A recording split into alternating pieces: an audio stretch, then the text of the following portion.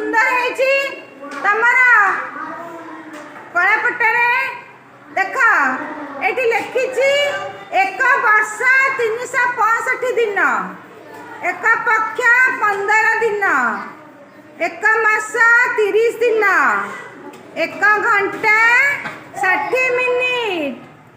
देखुच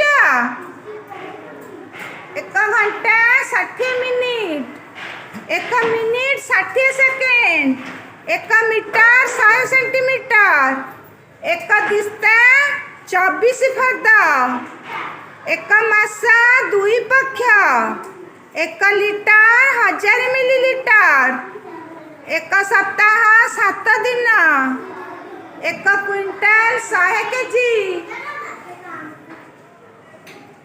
1 kilo 1000 ग्राम, 1 dozen 12टी, 1 foot 12 inch, 1 टंका 100 पैसा, 1 दिन 24 घंटा।